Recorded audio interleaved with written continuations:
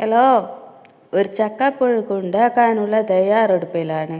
ചക്കയൊക്കെ നല്ലപോലെ വൃത്തിയാക്കി അരിഞ്ഞ് മുറിച്ച് വെച്ചിട്ടുണ്ട്. അപ്പോൾ ഒരു 3 ലിറ്ററിൻ്റെ കുക്കറിലിട്ട് വെച്ചിട്ടുണ്ട്. അപ്പോൾ തുടക്കം തൊട്ടേ കാണിക്കുന്നില്ല. അപ്പോൾ 3 ലിറ്ററിൻ്റെ കുക്കറിൽ നമ്മളിട്ട് വെച്ച ചക്കയ്ക്ക് എത്രയൊക്കെ ചേരുവകൾ വേണമെന്ന് കൂടെ നോക്കാവുന്നതാണ്. പിന്നെ അതെല്ലാം ഞാൻ റെഡിക്കും കാണിച്ചു തരാം കേട്ടോ.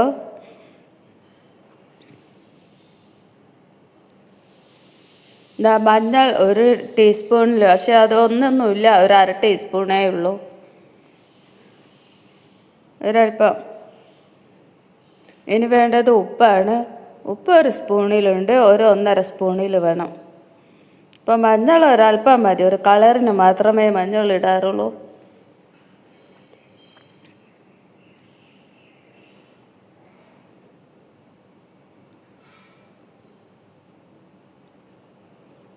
അപ്പോൾ ഇതിലേക്ക് ഇനി 1 കപ്പ് വെള്ളം ഒഴിക്കണം.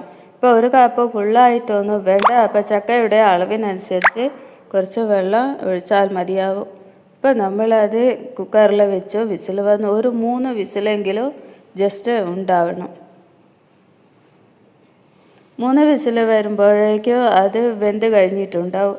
അതിലിട്ട കുരു പോലും 3 വിസിൽ കൊണ്ട് വേവായി തുടങ്ങും.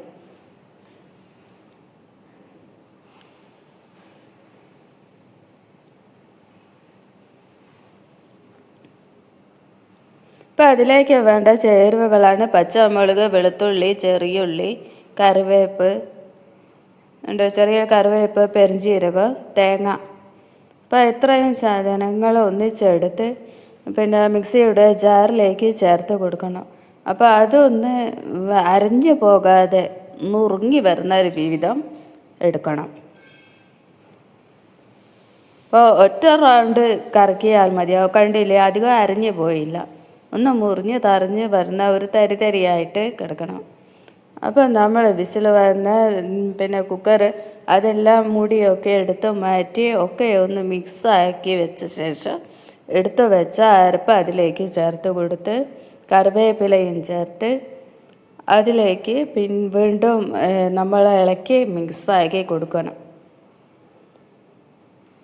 എന്നിട്ട് നമ്മുടെ ഇഷ്ടാനുസരണം പച്ച വെളിച്ചെണ്ണ ഒഴിക്കാം. ഇല്ലെങ്കിൽ കടുക് താളിച്ച് ചേർക്കാവുന്നതാണ്.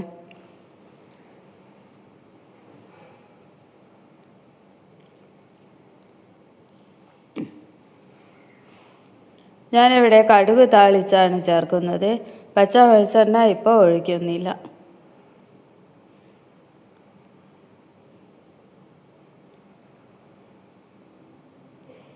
ഇതിൻ്റെ കൂടെ ഒരു മാങ്ങാ ചട്ടണി കൂടെ ഉണ്ടെങ്കിൽ നല്ല രുചിയായിരിക്കും.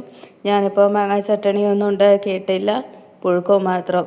ഇപ്പോൾ നമ്മുടെ ചക്കപ്പുഴുക്ക് റെഡിയായി കഴിഞ്ഞു. ഇതിൻ്റെ കൂടെ ഒരു കട്ടൻ ചായയും കൂട്ടി കഴിക്കാം. കട്ടൻ ചായയും ചക്കപ്പുഴുക്കും നല്ല കോമ്പിനേഷനാണ് കേട്ടോ. നല്ല ടേസ്റ്റാണ്, നല്ല രുചിയായിരിക്കും. പിന്നെ എൻ്റെ വീഡിയോ ഇഷ്ടമായാൽ എല്ലാവരും എനിക്ക് സബും ലൈക്കും കമൻറ്റും എല്ലാം തന്ന് സപ്പോർട്ട് ചെയ്യണേ. ഇനി അടുത്ത വീഡിയോയിൽ കാണാം.